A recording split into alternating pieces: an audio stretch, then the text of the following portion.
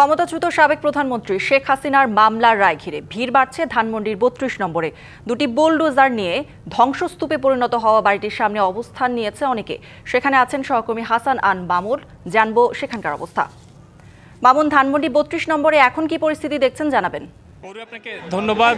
ধানমন্ডি ৩২-এ এসে যেমনটি দেখা যাচ্ছে যে সাধারণ ছাত্র জনতার ব্যানারে একটি মিছিল এখানে এসেছে এবং দুটি বুলডোজার নিয়ে কিন্তু তারা এখানে বেলা 11টা 50 সময় আসে এবং এই যে ধানমন্ডি ৩২-এ ঢোকার যেই রাস্তাটি রয়েছে সেই রাস্তার যেই মূল ফটক সেখানে কিন্তু পুলিশের একটি গাড়ি রয়েছে এবং সেই গাড়ির সামনে পুলিশি ব্যারিকেড দিয়ে তাদেরকে আটকে দেওয়া হয়েছে। যদিও কয়েকজন আন্দোলনকারী ভেতরে ঢুকে যাওয়ার চেষ্টা করেছিল, তাদেরকে বের করে দেওয়া হয়েছে।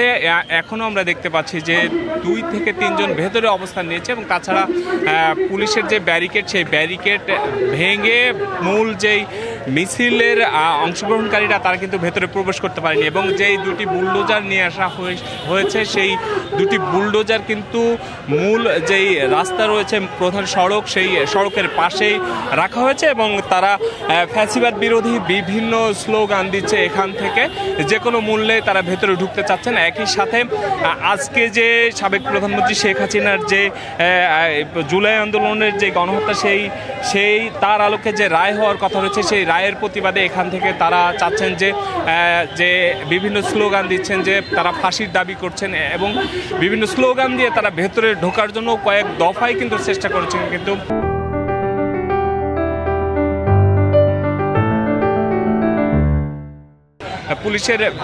পুলিশের ব্যাপক উপস্থিতি এখানে রয়েছে। একই সাথে যে কোনোভাবে তারা ভেতরে যে ঢুকতে চাচ্ছেন সেটি ঠেকিয়ে দিয়ে রাখা হয়েছে এবং তারা এখান থেকেই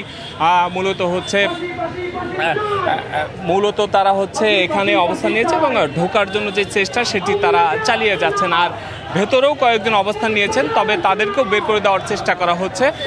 তো সব ফ্রেশ ধানমন্ডি ৩২ থেকে আমার কাছে এই ছিল কৌরি। মামুন, ধন্যবাদ আপনাকে।